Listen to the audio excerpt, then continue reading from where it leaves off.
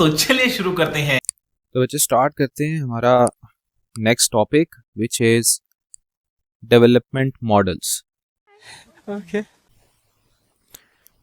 जो हमने software development life cycle पढ़ा था, तो आपके पास जो सॉफ्टवेयर डेवलपमेंट के डिफरेंट मॉडल्स हैं, ठीक है, हम उन मॉडल्स को स्टडी करेंगे। ठीक है, सबसे पहले हमारे पास आता है वाटरफॉल मॉडल।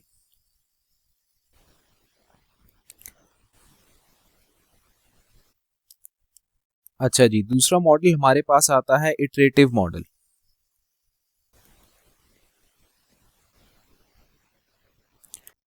और तीसरा हमारे पास जो मॉडल आता है बच्चे, वो है आपके पास रैपिड एप्लीकेशन डेवलपमेंट। इसको रैड भी कहते हैं हम, रैपिड एप्लीकेशन डेवलपमेंट। ठीक हो गया जी। अच्छा, अब आपके पास स्टार्ट करते हैं वाटरफॉल से। ठीक है जी, वाटरफॉल मॉडल सबसे पहले आते हैं वाटरफॉल मॉडल पे। वाटरफॉल मॉडल में क्या होता है बच्चे? देखो, वाटरफॉल मॉडल में ये होता है कि आपके पास सबसे पहले हमारे पास होती है, जैसे वाटरफॉल नहीं होता टॉप टू बॉटम, यानी कि पानी ऊपर से नीचे आ रहा होता है। वाटरफॉल मॉडल भी ऐसे ही है कि सबसे पहले आपके पास क्या होता है, एनालिसिस होता है। ठीक है, ये बॉक्सेस नहीं बना रहा, ऐसे ही बना रहा हूं। सबसे पहले होता है एनालिसिस। एनालिसिस के बाद आपके पास डिज़ाइन होता है। फिर डिज़ाइन के बाद होता है कोडिंग। कोडिंग के बाद होता है आपके पास टेस्टिंग। फिर टेस्टिंग के बाद आपके पास होता है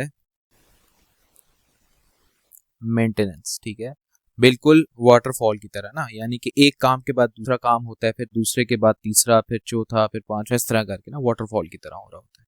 इसलिए हम इसको वाटरफॉल मॉडल कहते हैं। ठीक है, अब ये वाटरफॉल मॉडल अप्लाई कहाँ कहाँ पे हो सकता है? ठीक है देखें, आपके पास पहले तो कुछ प्रिंसिपल्स हैं। ठीक है, वाटरफॉल मॉडल के वो आपको पता होने चाहिए। वो प्रिंसिपल्स क्या है? ठीक है, लेट्स डिस्कस द प्रिंसिपल्स। वो प्रिंसिपल्स क्या हैं? सबसे पहले तो वाटरफॉल मॉडल जो है ना बच्चे, वो है लीनियर।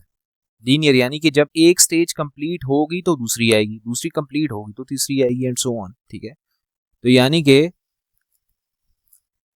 आपके पास ये क्या है, लीनियर है। As each stage is completed before the next began, right? which means the next stage comes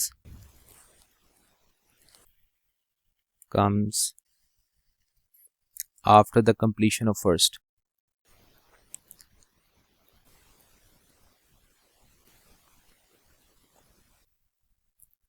ठीक है जी एक ये पॉइंट। दूसरा ये है कि आपके पास इसके अंदर कस्टमर की इन्वॉल्वमेंट बहुत कम होती है। मतलब आपके पास कस्टमर जो है एनालिसिस स्टेज के अंदर आपने जितना इन्वॉल्व करना था कर लिया, बस खत्म। उसके बाद डिज़ाइन, कोडिंग, टेस्टिंग, मेंटेनेंस हम खुद कर रहे होते हैं, हम कस्टमर को इन्वॉल्व नहीं करते। बस शुरू में जो इन्वॉल्व करना था कर लिया। ठीक है ना, इसमें कस्टमर इन्वॉल्वमेंट बहुत लो होती है।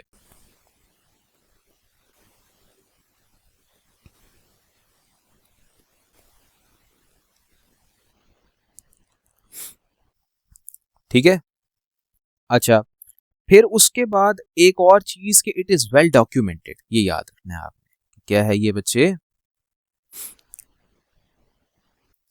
ये वेल डॉक्यूमेंटेड है। क्लियर है? यहां तक कोई सवाल? अच्छा बच्चे, आयशा देखें, आपके पास ना जो कस्टमर इन्वॉल्वमेंट है ना, वो हम मतलब जैसे मैंने आपको बताया कि बिल्कुल एनालिसिस से पहले रखेंगे कस्टमर इन्वॉल्वमेंट, और मेंटेनेंस के बाद। दरमियान में हम कस्टमर को इन्वॉल्व ही नहीं करते। ठीक है, ये वाटरफॉल मॉडल का वो है, आप समझ लें, प्रिंसिपल है, रूल है इसका ये। ठीक है, चलो मैं थोड़ा सा आगे चलता हूँ ठीक है, आपके पास इसके कुछ फीचर्स हैं। ठीक है, हम फीचर्स को ना दो चीज़ों में डिवाइड करते हैं, प्रोज एंड कॉन्स में। ठीक है, कि हमारे पास अगर मैं वाटरफॉल मॉडल यूज़ करता हूँ कि उसके बेनिफिट्स क्या होंगे, ड्रॉबैक्स क्या होंगे। ठीक है, तो आपके पास सबसे पहले तो इसके मैं बेनिफिट वन बाय वन आपको बता देता हूँ, ठीक है, बेनिफिट और फिर इसके ड्रॉबैक, ठीक है। आयशा बच्चे मुझे बताएं कि मैंने अभी प्रिंसिपल के अंदर क्या डिस्कस किया था कि वाटरफॉल मॉडल में कस्टमर इन्वॉल्वमेंट हाई होती है लो होती है? लो होती है। तो जब लो होती है तो क्या बड़े प्रोजेक्ट्स के लिए ये फिजिबल है या छोटे प्रोजेक्ट्स के लिए फिजिबल है? ये छोटे प्रोजेक्ट्स के लिए फिजिबल हुआ ना जब कस्टमर इन्वॉल्वमेंट ही लो है, ठीक है। तो आप सिर्फ छोटे प्रोजेक्ट्स के ऊपर अप्लाई कर सकते हैं बड़े प्रोजेक्ट्स के ऊपर इसको अप्लाई नहीं कर सकते, ठीक है। सो इट्स ओनली फिजिबल, यानी इट्स ओनली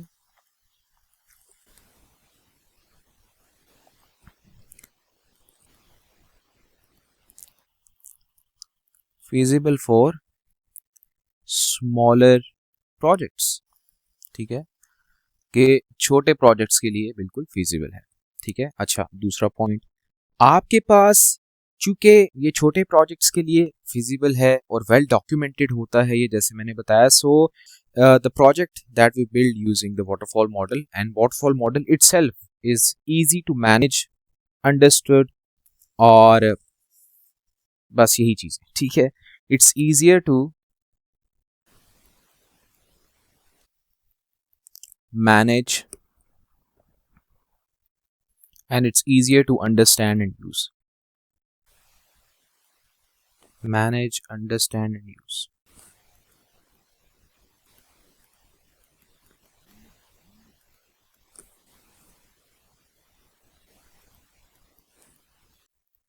ठीक है जी।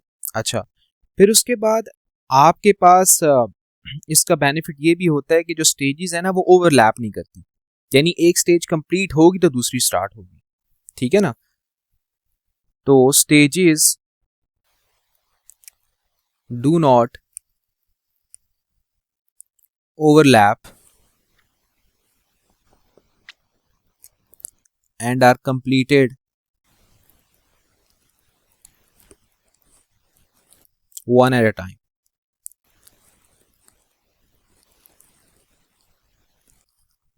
ठीक है जी, ये इसके बेनिफिट्स हैं। अच्छा अब इसके ड्रॉबैक्स क्या हैं? देखो, आपके पास चूंकि कस्टमर की इन्वॉल्वमेंट कम है, ठीक है, तो हमारे पास लेटर स्टेजेस में जाके रिक्वायरमेंट में अगर कोई चेंज आए तो वो हम इसके अंदर केटर नहीं कर सकते। यानी कि सपोज करें कि आपने कस्टमर से जो जो रिक्वायरमेंट्स लिखवानी थी, जो एग्रीमेंट करना था, कर लिया, लेटर स्टेजेस के जाके अंदर कस्टमर को लगा कि नहीं यार इसमें ये भी होना चाहिए था, तो वो चीज़ वाटरफॉल मॉडल में करना बहुत मुश्किल होता है, ठीक है। तो यानी कि it is difficult to change the requirements at later stages, ठीक है। It's difficult to change requirements at later stages, ठीक है, आप लेटर स्टेजेस में रिक्वायरमेंट्स को चेंज नहीं कर सकते, ठीक है। अच्छा उसके बाद आपके पास जो वर्किंग प्रोग्राम है, ठीक है, वो थोड़ा सा लेट प्रोड्यूस होता है, ठीक है। मतलब आखिर में जाके हम उसको कोई प्रोटोटाइप वगैरह नहीं दिखा रहे होते कि भाई ये देखो ये प्रोटोटाइप है, ये चेक कर लो, ठीक है। उसकी इन्वॉल्वमेंट चूंकि है ही नहीं, तो बस हमने उससे रिक्वायरमेंट्स ले ली, बना दी और आखिर में उसको दिखा देते हैं भाई ये बन गया, ठीक है। तो यानी कि working program is produced late.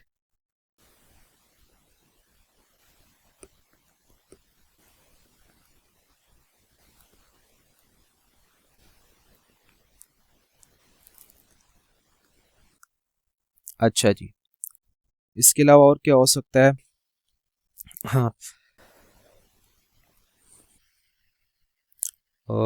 हाँ, working program is produced late in किस में, इन द लाइफ साइकिल, ठीक है। एसडीएलसी की बात हो रही है। अच्छा, और ड्रॉबैक जैसे कि ये चूंकि स्मॉल प्रोजेक्ट्स के लिए फिजिबल है, तो it's not feasible for, you can say, the complex projects, ठीक है, ये इसका ड्रॉबैक है, it's not suitable for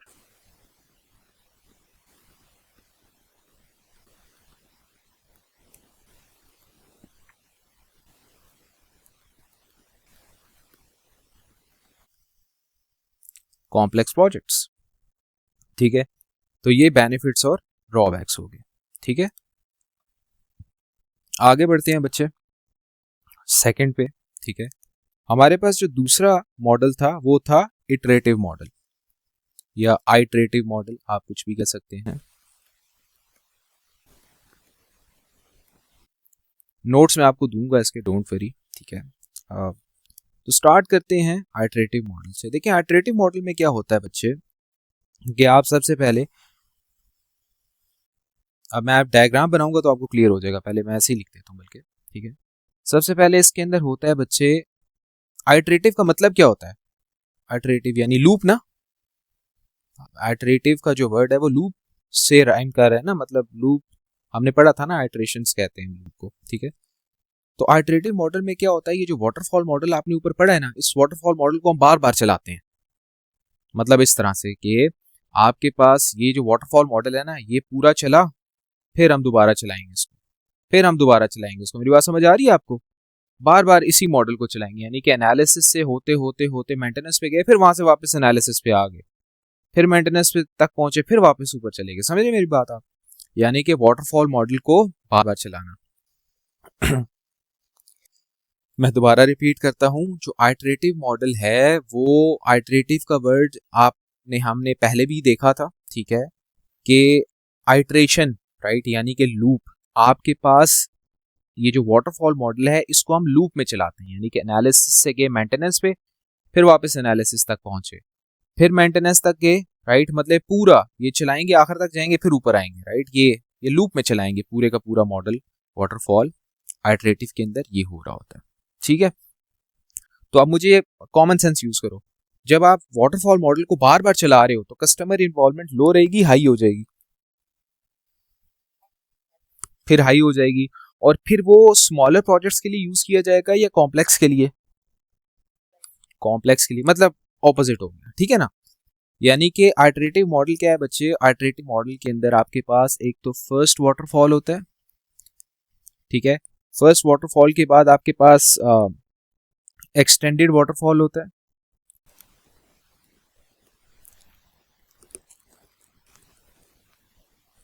extended waterfall के बाद आपके पास फर्दर एक्सटेंडेड वाटरफॉल होता है, और फर्दर एक्सटेंडेड के बाद फाइनल वाटरफॉल होता है।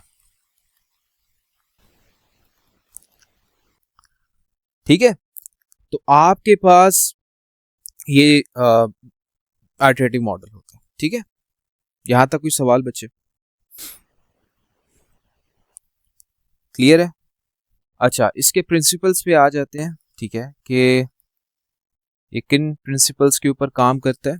ठीक है, जैसे हमने वाटरफॉल के प्रिंसिपल्स देखे थे। ठीक है, तो आपके पास प्रिंसिपल्स के अंदर ये है कि पहली चीज जो मैंने बताई थी, हाई कस्टमर इन्वॉल्वमेंट। ठीक है, इसके अंदर क्या होती है, कस्टमर इन्वॉल्वमेंट हाई होती है। ठीक है, तो पहला प्रिंसिपल, तो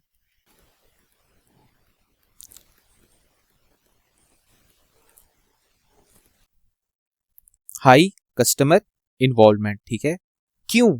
क्योंकि ये आपके पास इसके अंदर इंक्रीमेंटल डेवलपमेंट हो रही है ना, यानी कि आपने पूरा एक वाटरफॉल चला दिया, फर्स्ट वाटरफॉल। ठीक है, तो फर्स्ट वाटरफॉल के बाद जब आप एक्सटेंडेड पे वाटरफॉल पे जाएंगे, उससे पहले इन बिटवीन एक कस्टमर, यानी कि सबसे पहले कस्टमर से आपने बात की। ठीक है, फिर उसके बाद बस फर्स्ट वाटरफॉल हो गया, फिर आपने कस्टमर से बात की, फिर एक्सटेंडेड स्टार्ट हुआ, फिर उसके एंड पे कस्टमर से बात की। ठीक है, तो यहाँ पे कस्टमर इन्वॉल्वमेंट बहुत ज्यादा है, और यहाँ पे डेवलपमेंट इंक्रीमेंटल होती है, यानी कि आपने वर्जन 1 बनाया, फिर वर्जन 2 बनाया, फिर वर्जन 3 बनाया, एंड सो ऑन। ठीक है ना, इस तरह करके चल रहा होता है। तो कस्टमर इन्वॉल्वमेंट यहाँ पे बहुत ज्यादा होती है। As part of the system can be shown to the customer after every iteration, यानी कि पूरे का पूरा सिस्टम नहीं शो करते, हम उसको पार्ट्स में सिस्टम शो कर सकते हैं इसके अंदर। ठीक है, as part of the system is shown to the customer after each iteration। ठीक है जी। अच्छा, फिर उसके बाद जो मैंने बताया कि इसके अंदर क्या होती है, इंक्रीमेंटल डेवलपमेंट होती है, ठीक है ना। So it involves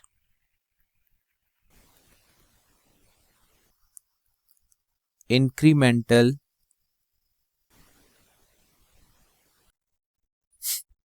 development as the program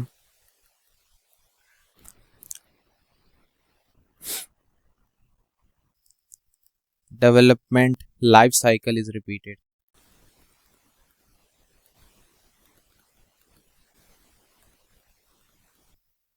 ठीक है जी, तो ये इसके कुछ प्रिंसिपल्स हैं। ठीक है, फिर आते हैं इसके बेनिफिट्स और ड्रॉबैक्स पे। ठीक है,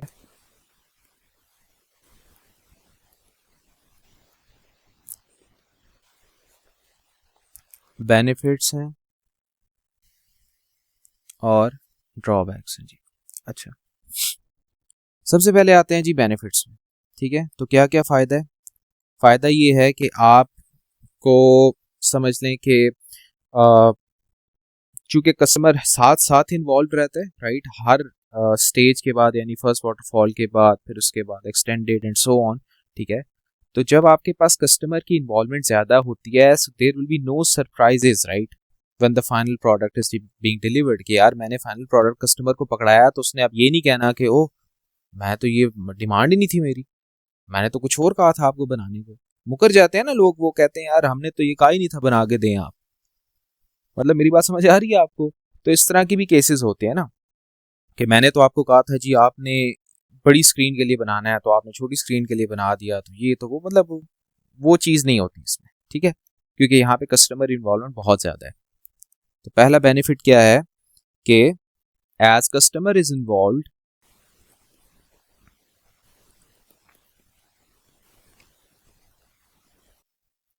at each stage, as customer is involved at each stage, as customer is involved at each stage, uh, therefore no surprises at the time of delivery of final product। ठीक है जी, delivery यहाँ पे मैं थोड़ा सा साफ करके लिख देता हूँ।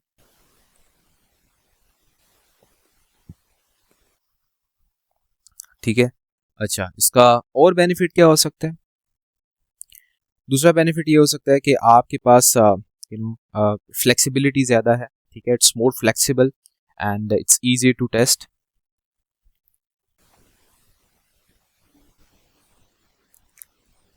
It's more flexible to alter or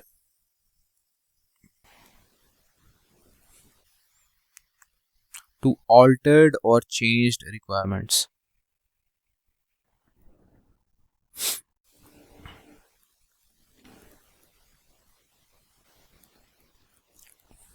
ठीक हो गया? अच्छा जी, फिर उसके बाद ऑल्टर्ड के बजाय ऑल्टर ज़्यादा बेहतर है। ऑल्टर और चेंज रिक्वायरमेंट्स, टू ऑल्टर या चेंज रिक्वायरमेंट्स। अच्छा, फिर उसके बाद it's easy to test and debug, right.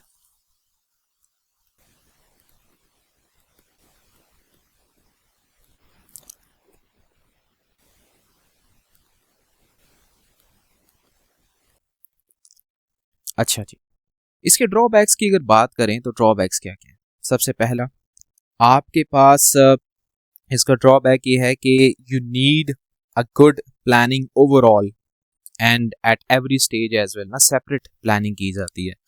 अब ऑथर ने ये बात लिखी है, मैं तो एग्री नहीं करता ऐसे, लेकिन चलें अब उसने लिख दिया तो क्या कह सकते हैं। ठीक है, so it needs a good planning overall and at every stage. needs a good planning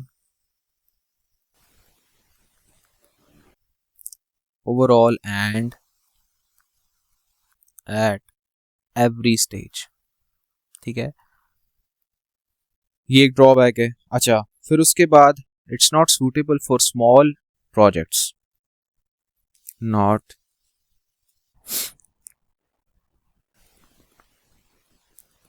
suitable for small projects। Clear है बच्चे? और फिर उसके बाद एक और पॉइंट था कि whole system needs to be defined at start. Whole system needs to B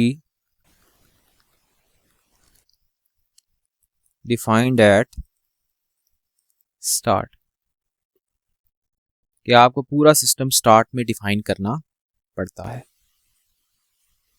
ठीक है, तो ये है आपका आइटरेटिव मॉडल। ठीक है, अच्छा जी जी,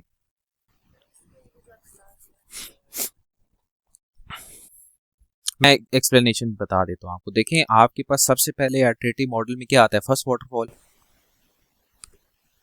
ठीक है, और वाटरफॉल से पहले वाटरफॉल की जो फर्स्ट स्टेज होती है वो क्या होती है? एनालिसिस। तो एनालिसिस स्टेज के अंदर हम पूरा सिस्टम डिफाइन नहीं करते कि बनाना क्या है, रिक्वायरमेंट गैदरिंग और प्रॉब्लम आइडेंटिफिकेशन वगैरह। ठीक है ना, करना क्या है, तो वो इसलिए। अच्छा, फिर उसके बाद आगे बढ़ते हैं। आपके पास नेक्स्ट है rapid application development. Rapid application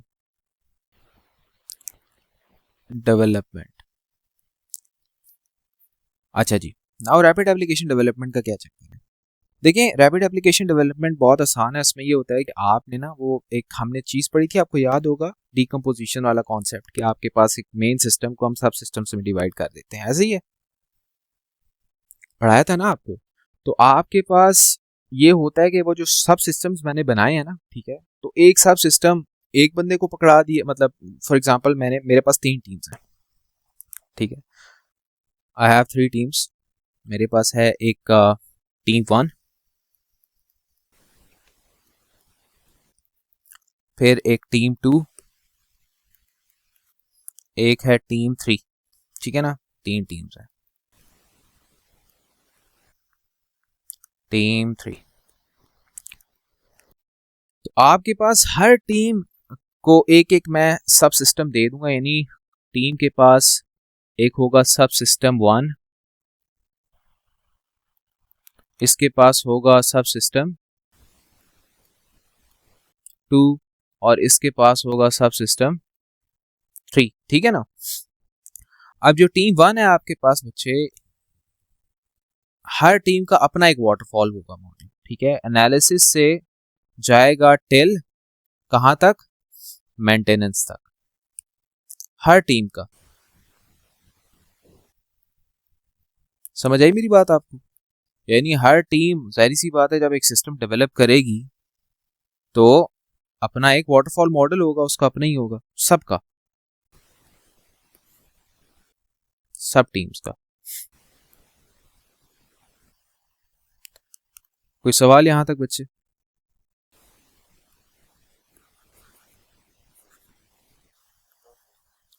ठीक है जी, हर टीम का अपना होगा सेपरेट वाटरफॉल मॉडल। अच्छा जी, फिर उसके बाद आपके पास जो इसके प्रिंसिपल्स क्या हैं, right? What are the principles? ठीक है, उन प्रिंसिपल्स को डिस्कस करते हैं।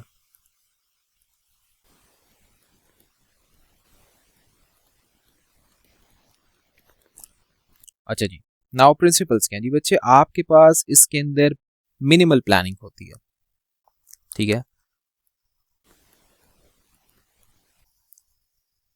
मिनिमल प्लानिंग होती है इसकी, यानी प्लानिंग बहुत कम करनी पड़ती है। अच्छा, फिर इसके अंदर हाई कस्टमर इन्वॉल्वमेंट है।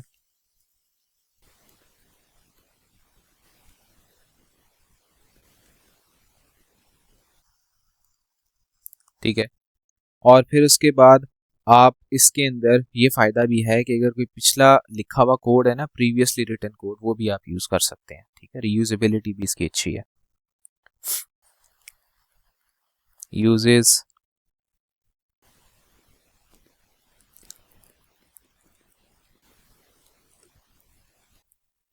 प्रीवियसली रिटन कोड, ठीक है, वेयर पॉसिबल। अच्छा जी, उसके बाद आते हैं इसके बेनिफिट्स और ड्रॉबैक्स पे। ठीक है जी, coming to the benefits and drawbacks. ठीक है, अच्छा आते हैं सबसे पहले बेनिफिट पे। तो आपके पास आपका जो डेवलपमेंट टाइम है वो कम हो जाएगा ना। मतलब आप मुझे बताएं कि जब आपने एक सिस्टम को 3 टीम्स में डिवाइड कर दिया तो डेवलपमेंट जल्दी होगी या लेट होगी? मतलब सपोज करें ना, एक मकान बन रहा है, वहां पे 5 मजदूर हैं, आपने 15 लगा दिए, ठीक है, तो आपका मकान जल्दी बन जाएगा ना यार। ठीक है ना, तो जाहिर सी बात है, वर्क फोर्स इंक्रीज करेंगे तो काम जल्दी हो जाएगा। तो आपके पास reduced overall development time.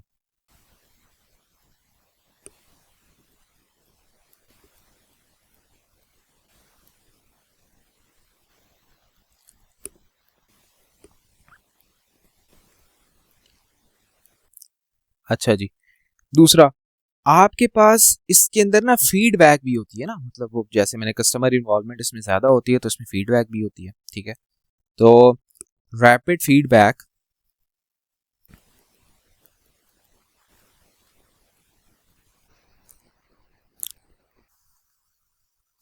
Informs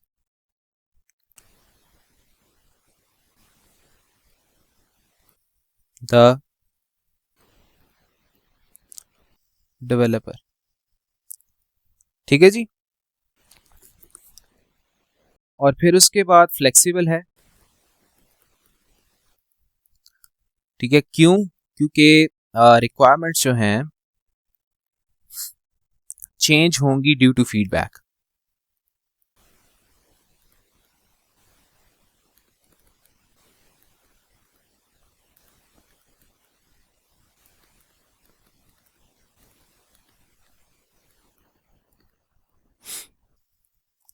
ठीक है जी, थोड़ा सा बेहतर करके लिख देता हूं ताकि आपको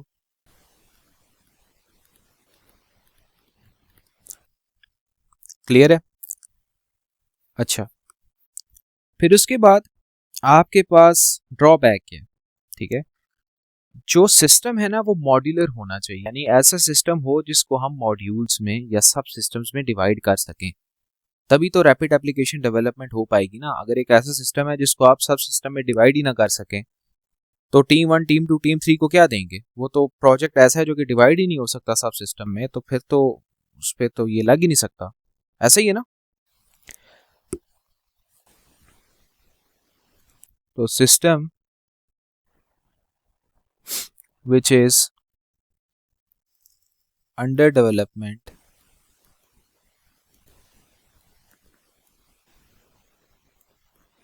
needs to be modular। वो क्या होना चाहिए? मॉड्यूलर होना चाहिए। ठीक है, और यू नीड टीम और टीम्स ऑफ, या टीम कर लें, you need team of skilled developers. ठीक है, स्किल्ड डेवलपर्स की टीम चाहिए आपको। सही है, और it's not suitable for small projects.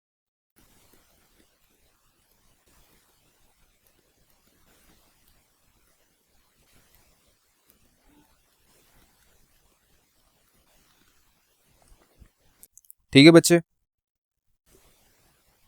काम खत्म। अब चलेगी चिलिंग।